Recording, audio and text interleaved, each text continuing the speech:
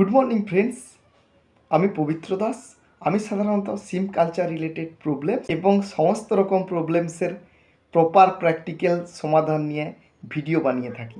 আমার প্রতিবেদন হলো বর্তমান দিনে অধিকাংশ বা বেশিরভাগ চিংড়ি চাষি বন্ধুগণ সাধারণত স্মার্টফোন ব্যবহার করে থাকেন। যে সমস্ত প্রত্যন্ত এরিয়াতে টেকনিক্যাল এক্সপার্টরা পৌঁছাতে পারেন না, বা আজকের দিনে দাঁড়িয়েও বহু চাষি বন্ধুগণ টেকনিক্যাল গাইড ছাড়াই চাষ করে চলেছেন। সকলের উদ্দেশ্যে আমার একটাই বক্তব্য হলো, স্মার্টফোনের মাধ্যমে ইউটিউবের সাহায্যে আপনারা নিজেরা কালচার শিখে কালচার ফোন রেডি করুন। অনায়াসে কালচার পুকুরে নিজেদের চিংড়ি রেডি করে বিক্রয় করুন। আমি আমার এই ইউটিউব চ্যানেলের মাধ্যমে বিভিন্ন কালচার রিলেটেড প্রবলেমস, ইস্যু এবং এই প্রবলেমের সলিউশন নিয়ে বিভিন্ন রকমের ভিডিও আপলোড করতে থাকবো। তাই আমার এই ইউটিউব চ্যানেলটি সাবস্ক্রাইব করুন এবং নোটিফিকেশান অন করে দিন, বেল বাটনটি প্রেস করে। এর সাহায্যে আপনারা টেকনিশিয়ান গাইড ছাড়াই কালচার সাকসেস করতে পারবেন। পারলে আমার ভিডিওগুলো বেশি বেশি করে শেয়ার করুন অন্যদের সাথে, এবং টেকনিক্যাল গাইড সংক্রান্ত যে কোনো বিষয়ে বিশদে জানতে সরাসরি আমার সাথে যোগাযোগ করতে পারেন। প্রত্যেকটি ভিডিও শেষে আমি আমার কন্ট্যাক্ট নাম্বারটি দিয়ে থাকি। প্রয়োজন হলে আমি নিজেই আপনার পুকুরে পৌঁছে সরাসরি টেকনিক্যাল গাইড করব। বেশি দেরি না করে আজকের আলোচনা শুরু করছি, তাই স্কিপ না করে পুরো ভিডিওটি দেখতে থাকুন।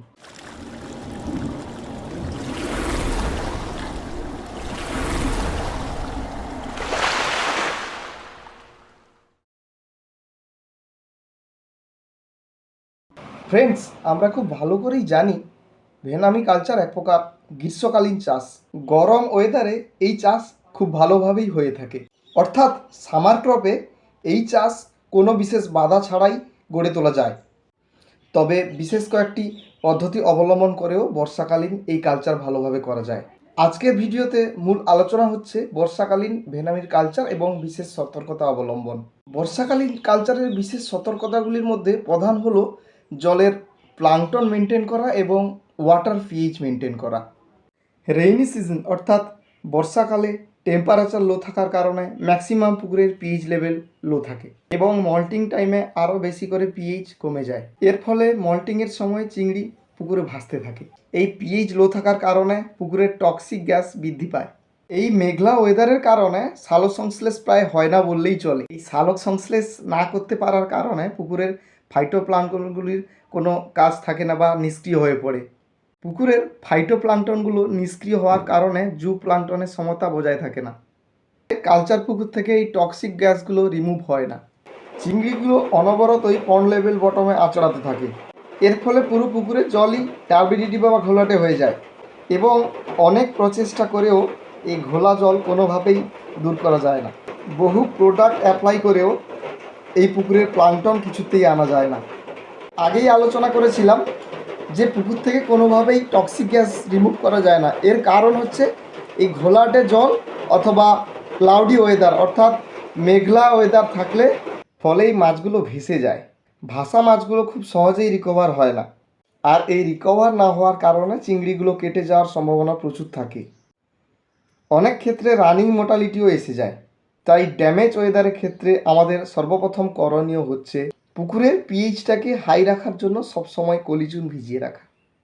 যখনই দেখব পুকুরের ওয়াটার পিএইচ 7.9 ppm এর নিচে আছে বা শো করছে, ঠিক তখনই এই ড্যাম ওয়েদারের মধ্যেই কলিচুন অ্যাপ্লাই করব। তাতে যদি পুকুরের পিএইচ না বাড়ে, তখন আমাদের পুকুরের অ্যালকালিনিটি বাড়ানোর সিদ্ধান্ত নিতে হবে। এই অ্যালকালিনিটি বাড়ানোর জন্য আমাদের করণীয় হচ্ছে এলএসপির সহিত বেকিং পাউডার ইউজ করব, অর্থাৎ লাইমস্টোন পাউডারের সঙ্গে খাবার সোডা মিশিয়ে ব্যবহার করব।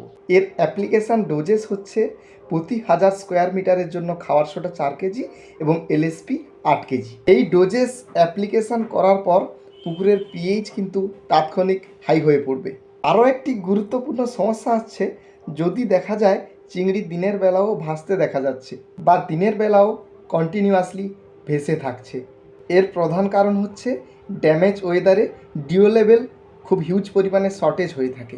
এই ডিও লেভেল শর্ট হওয়ার কারণে চিংড়িগুলো খুব সহজে ডুবতেই চায় না এবং এই দীর্ঘক্ষণ ভেসে থাকার কারণে চিংড়িগুলো কাটতে শুরু করে, অর্থাৎ পুকুরে আরএমএস চলে আসতে পারে। ঠিক তখনই আমাদের করণীয় হচ্ছে জিওলাইট পাউডারের সহিত ডলোমাইট মিশিয়ে জল করে সারা পুকুরে ছড়িয়ে দেওয়া।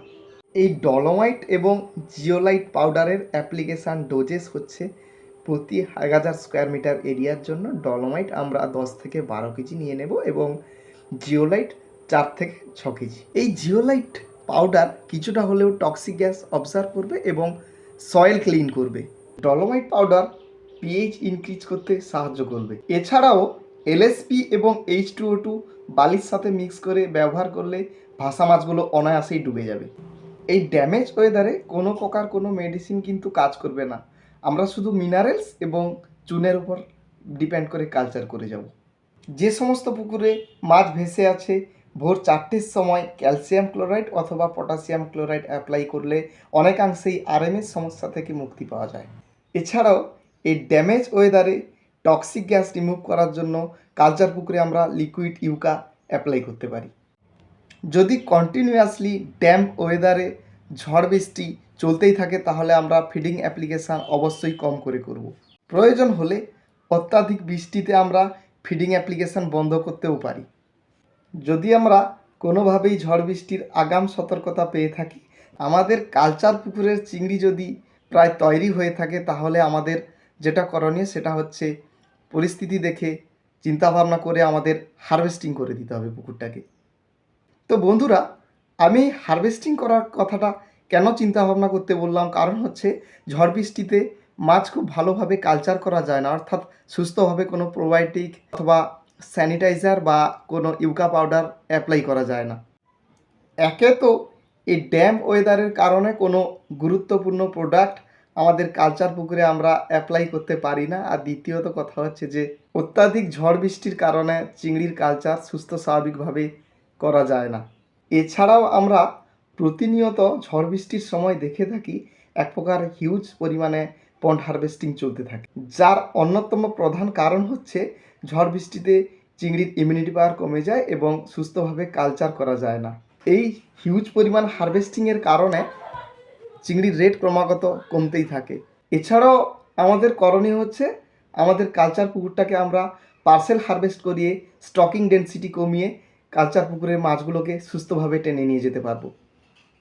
এই স্টকিং ডেনসিটি কমে যাওয়ার কারণে বাকি যে চিংড়িগুলো আমরা কালচার করছি ওর ইমিউনিটি পাওয়ার অনেকাংশেই বেড়ে যাবে এবং সুস্থভাবে আমরা কালচার পুকুরটাকে টেনে নিয়ে যেতে পারবো, যার দরুন আমরা বাকি চিংড়িগুলোকে কালচার করে 30 গ্রাম বা তার বেশি গ্রেডে নিয়ে বেচতে পারবো।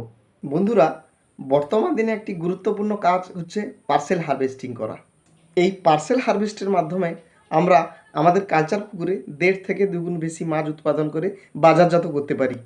অর্থাৎ এর ফলে আপনারা সীমিত জায়গায় চাষ করে বহুল পরিমাণে র ম্যাটেরিয়ালস উৎপাদন করে বিক্রি করতে পারছেন।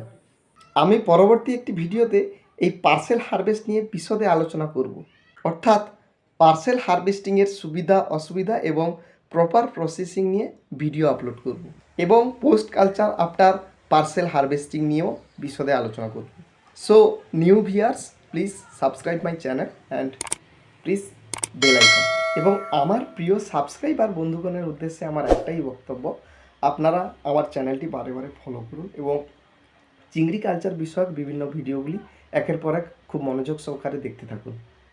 আমার চ্যানেলে আপলোড করা চিংড়ি কালচার রিলেটেড ভিডিওগুলো বারে বারে দেখে আপনারা কালচার শিখে নিজেরা কালচার করুন। আজকে বেশি কথা না বাড়িয়ে ভিডিও শেষ করলাম। আপনাদেরকে অসংখ্য ধন্যবাদ এতক্ষণ আমার পাশে থাকার জন্য। আপনাদের উদ্দেশ্যে আমার একান্তই অনুরোধ, আপনারা ঠিক এভাবেই আমার পাশে থাকুন এবং আমাকে আরও উৎসাহিত করুন নতুন নতুন করে প্র্যাকটিক্যাল কালচার রিলেটেড ভিডিওগুলো আপলোড করার জন্য। আমার সকল চাষি বন্ধুগণের উদ্দেশ্যে আমার একটাই প্রধান বক্তব্য হলো, আপনারা সবাই ভালো থাকুন, সুস্থ থাকুন এবং খুব মনোযোগ সহকারে নিজের পুকুরে কালচার রেডি করে চিংড়ি বাজারজাত করুন। উইথ লাভ, পবিত্র দাস।